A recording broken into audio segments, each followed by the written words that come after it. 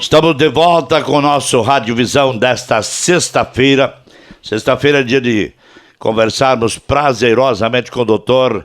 Norberto Weber Verli, diretor do Instituto Ineuro.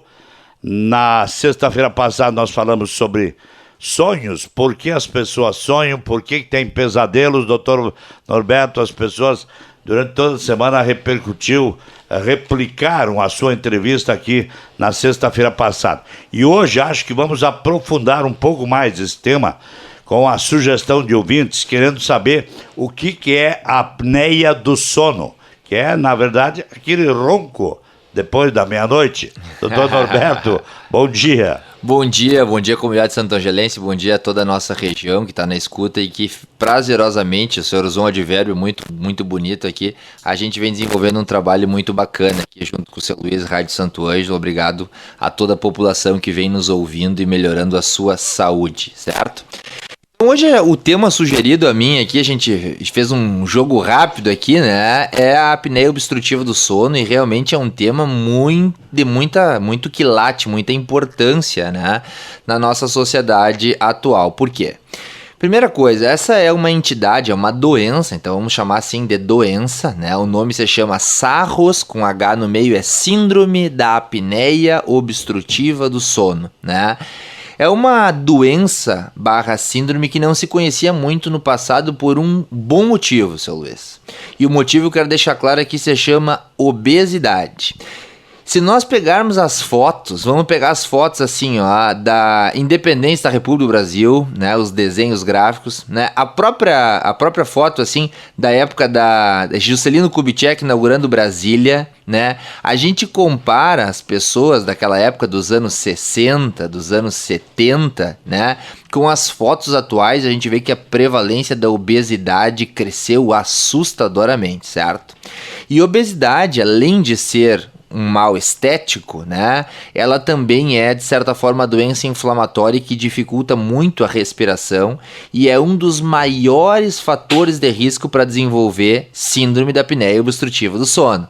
Ou seja, o que é a síndrome da apneia obstrutiva do sono? É aquela situação, pessoal, vamos falar agora de maneira leiga aqui, bem clara, em que o indivíduo vai dormir, pega no sono, contudo, entremeado no meio do processo de dormir, ele para obstinadamente de respirar e aquele organismo fica então cerca de 30, 40, 60 muitas vezes segundos sem respirar. Então ele ronca até que no momento ele para de respirar e o organismo fica naquele período ali sem a oxigenação necessária para manter os órgãos todos vitais de maneira íntegra. Ou seja, a gente sabe que o cérebro precisa de oxigênio, o pulmão precisa de oxigênio, o coração precisa de oxigênio, o nosso corpo todo. Então esta é uma entidade que vem crescendo, assim como a prevalência da obesidade, que tem me assustado muito aqui, inclusive na comunidade de Santo Ângelo. Bom, mas doutor, então o problema é a obesidade.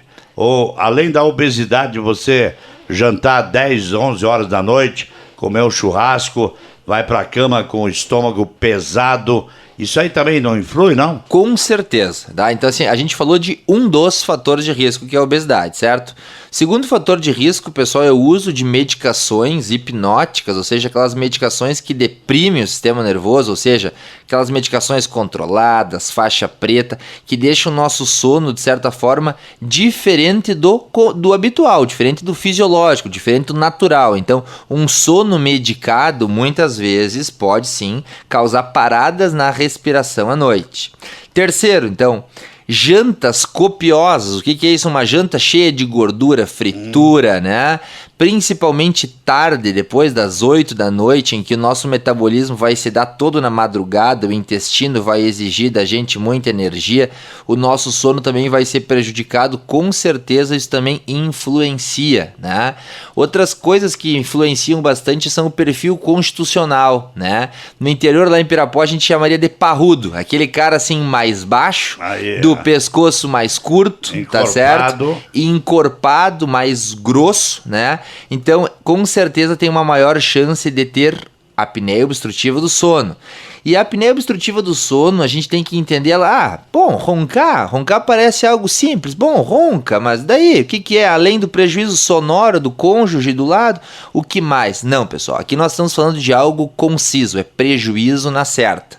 Então o cara que ronca e que para de respirar durante a madrugada, em determinadas frequências, ou seja, quanto mais parar, mais grave é a nossa apneia, e quanto mais tempo ficar sem respirar, mais grave a nossa apneia, esses organismos vão ter consequências, né? Como tudo na vida, a gente planta, a gente colhe, ou a gente tem consequências, tá certo? Né? E as consequências aqui, elas são volumosas. Quais consequências?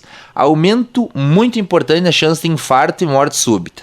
Então é aqueles caras que usualmente deitam, dormem, roncam, param de respirar e às vezes não voltam mais a respirar. Ou seja, morte súbita, noturna, tá? Esse é um dos principais fatores de risco. Porque o oxigênio ou o sangue não chega no cérebro? Porque a taxa de oxigênio cai muito, né? A saturação de oxigênio cai muito, os lábios começam a roxear, ou seja, fica aquela cianose, as pontas dos dedos começam a roxear, o coração começa a sofrer com a falta de oxigênio, entra numa arritmia maligna e tem a morte súbita, tá? Então, chance de morte súbita é altíssima. Né? Segundo, aumento das pressões arteriais, ou seja, o cara que tem síndrome de apneia obstrutiva do sono tem um maior risco de desenvolver hipertensão, ou seja, pressão alta. Tá? O cara que tem síndrome de apneia obstrutiva do sono geralmente tem outra comorbidade muito grave, que é o sedentarismo. É aquele cara que é inerte, né? Geralmente do sexo masculino, tem uma predisposição maior no sexo masculino, mas também atinge o feminino, né? Não é uma isenção, é só uma maior chance no masculino.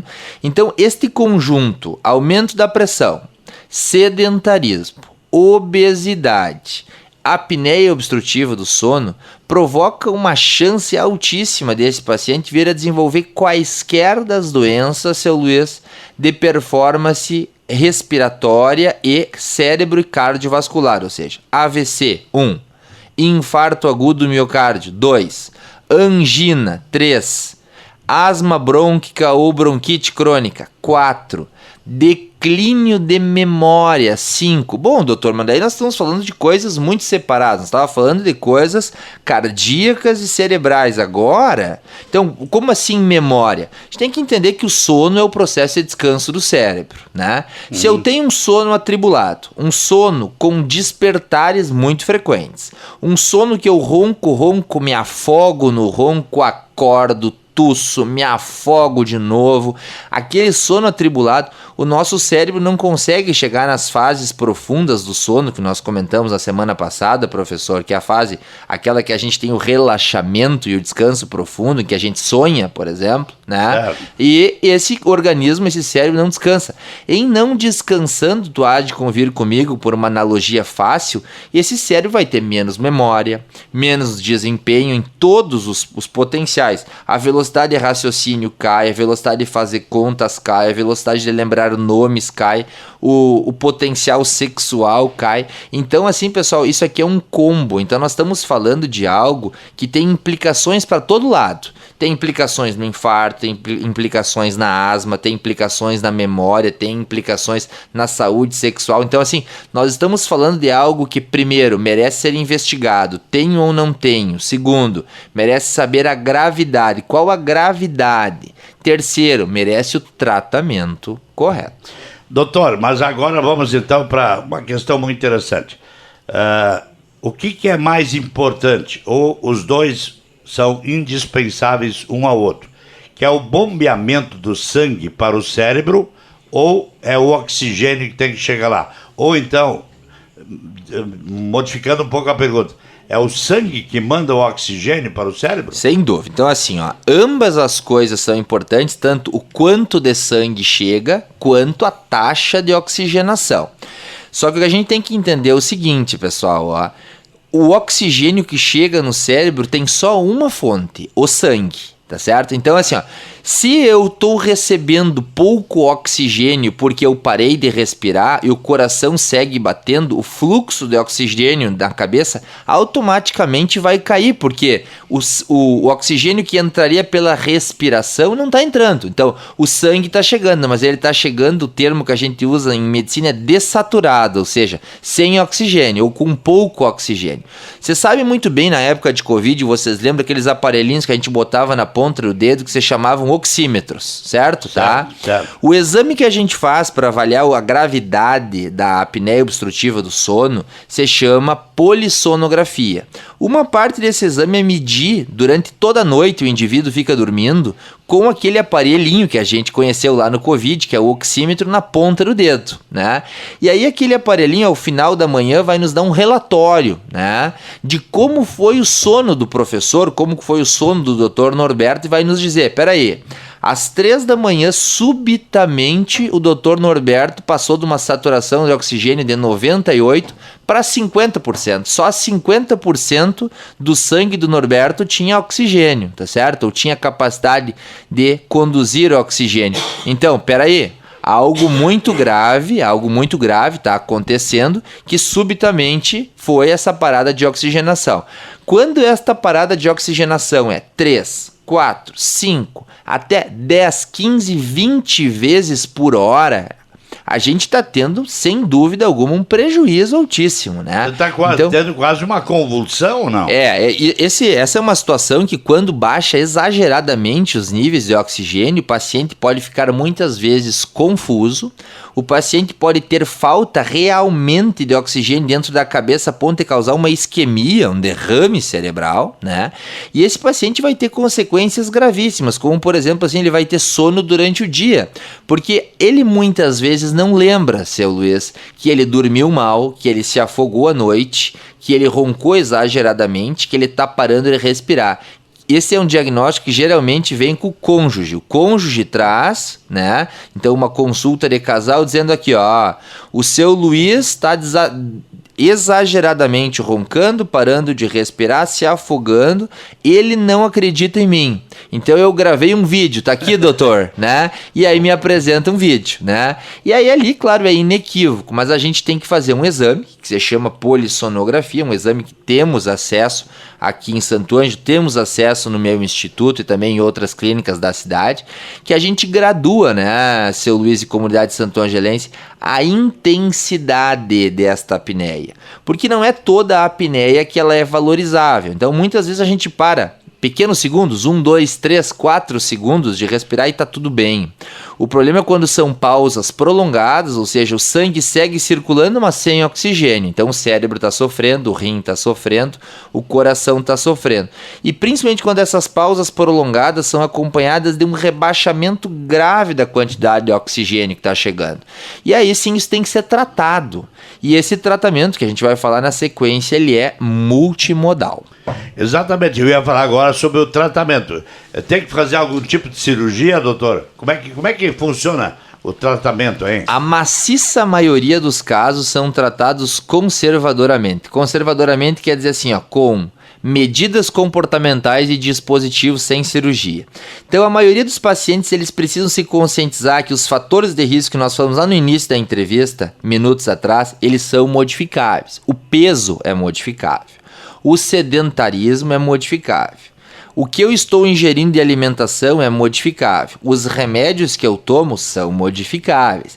Então eu preciso modificar todo o compêndio, ou seja, eu preciso emagrecer, ter atividade física em dia, alimentação saudável e eu consultar frequentemente para saber o que mais que eu posso mexer nos meus remédios para ter um sono melhor, mais tranquilo, sem apneia. Persistindo a apneia ou a apneia sendo intensa desde o início da nossa abordagem, eu vou ter que usar um dispositivo que se chama CPAP, que é um dispositivo que hoje, né, já muito mais modernizado do que foi antigamente, nada mais é do que uma pequena máscara ou até mesmo uma cânula nasal que eu coloco antes de dormir e ligo esse dispositivo como se fosse parecido com aqueles aparelhos de pressão automáticos que a gente vê por aí que medem a pressão automaticamente no nosso braço.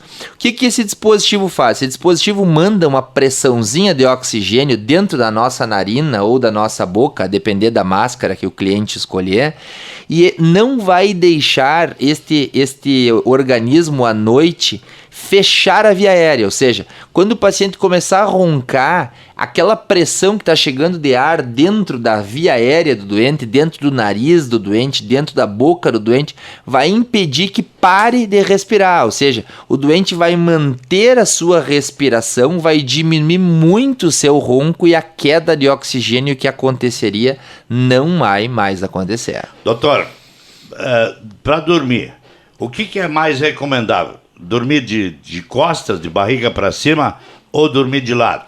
Seja de lado direito ou lado esquerdo? Primeira coisa, assim, pessoal, a gente vê muita gente, tá, tendo ideias mirabolantes de maneira de dormir. Tem gente que esses dias apareceu no consultório me dizendo que para dormir certo é dormir sentado. Então essa é uma pergunta crucial aqui que a gente tem que resolver e responder de uma maneira por todas. A maneira correta de dormir, pessoal, é a maneira que o organismo se sente bem, em que o paciente não sente dores, em que o paciente não tem desconforto na coluna, em que o paciente tem um sono agradável. Ponto. Isso é para quem não tem doença do sono, certo? Geralmente o que se recomenda do ponto de vista ortopédico, quer dizer assim, como a coluna descansa melhor, como o corpo descansa melhor, é com um travesseiro no meio dos joelhos deitado de decúbito lateral, ou seja, lateralizado com um travesseiro no meio dos joelhos para manter as pernas na mesma direção, para uma perna não cair sobre a outra. Essa é uma direção ortopédica. Agora falando de quem tem apneia obstrutiva do sono, que é esse o tema de hoje, a gente sabe que quando a gente dorme de costas, o pescoço obeso ou o pescoço muito grosso, muito largo, muito adiposo, muito pesado, e o tórax muito pesado, muito prensado, muito obeso, ou as mulheres que têm mamas muito grandes, aquele peso cai todo contra o nosso peito, então fica ainda mais difícil de respirar. Então a gente tem que entender uma situação que é a seguinte: quem tem apneia obstrutiva do sono, a posição correta de dormir até que faça o tratamento com o dispositivo chamado CPAP, que nós comentamos agora, que é uma cânulazinha que a gente coloca no nariz para facilitar a gente de respirar, é a posição que a gente menos ronca, né? E isso quem vai nos dizer geralmente é o cônjuge que tá no nosso lado. Ó, vira de lado que de lado tu não ronca. Tu nunca ouviu isso aí, seu Luiz, né? Vira pro outro lado. Todas as noites. Todas as noites. Luiz, vira pro outro lado, né? Não é assim? Tá? Então, assim, até que o diagnóstico seja feito, ponto. Até que o exame seja pedido, ponto. Até que o dispositivo, que é o CPAP, que vai nos ajudar a dormir, seja instalado e adaptado, a orientação é: durma da maneira que você menos ronca e menos para de respirar. Depois que o dispositivo está instalado, depois que o diagnóstico está feito, depois que o paciente está tratado, ele pode dormir de costas tradicionalmente como ele gostaria de dormir antes. Doutor, nós estamos nos encaminhando para o fim, mas esse peso que o senhor falou, por exemplo, mulheres, senhoras com seios muito volumosos, homem com o pescoço muito pesado, muito duro, isso tudo cria uma pressão em cima do peito. Isso também provoca um aumento da tosse, por exemplo, à noite? Sem dúvida alguma. Então, excelente consideração. Por exemplo, esses são pacientes que frequentemente tossem, é um sintoma sim, porque vejam só, dentro do nosso pulmão, acreditem se quiser, temos pequenos cílios, pequenos pelinhos microscópicos que fazem uma varredura, principalmente à noite, de todo o pigarro, de todo o catarro, de toda a sujeira, de toda a impureza que chega ao nosso pulmão, tá? E esses pelinhos, eles batem, ou seja, eles varrem essa sujeira até a nossa garganta, a gente, sem perceber muitas vezes, arranha a garganta e aquele catarro, aquele pigarro, aquela sujeira sai do pulmão. Uma vez que o paciente tem apneia obstrutiva do sono, tem um peso, uma prensa sobre essa via respiratória, essa higiene brônquica, essa higiene do nosso pulmão, ela se dá de maneira precária. Então, esse paciente com síndrome da apneia obstrutiva crônica do sono, este paciente, sem dúvida alguma, vai ter mais tosse, vai ter mais refluxo, vai ter mais azia, vai ter mais esquecimento, mais infarto, mais AVC, aumenta a chance de Alzheimer, a gente tem visto isso rotineiramente. Então, assim, pessoal, de mensagem final, nessa nossa sexta abençoada aqui fica: se você tem os sintomas, ronco, paradas de respirar, está atrapalhando a sua saúde própria, saúde conjugal, a saúde da família, procure ajuda. Doutor, mas só eu não posso deixar passar essa questão em branco. O senhor falou em refluxo gástrico. Perfeito. O que é? O senhor tem 1 minuto. Perfeito, o que né? que é exatamente o refluxo, hein? Perfeito, nós estamos igual as réplicas e tréplicas aqui, né, das eleições.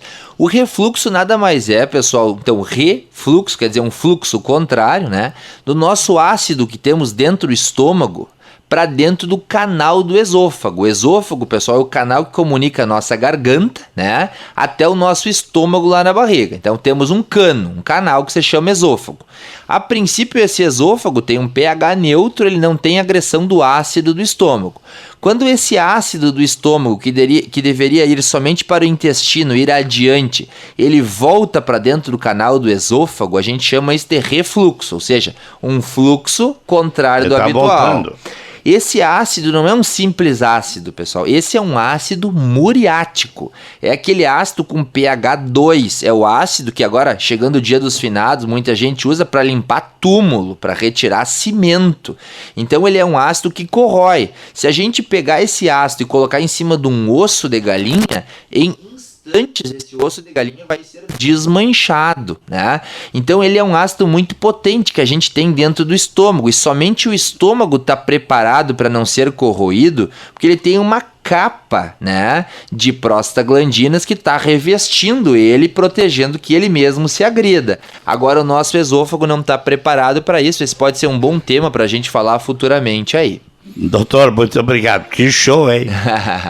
Um grande abraço, pessoal, toda a comunidade, contem comigo para sempre, aí estaremos à disposição com residência fixa em Santo Ângelo. Então, abençoado final de semana, sábado e domingo de glória, amém. Ok, muito obrigado, doutor Norberto Weber-Verli, nosso neurologista, sempre presente aqui nas sextas-feiras do nosso Rádio Visão.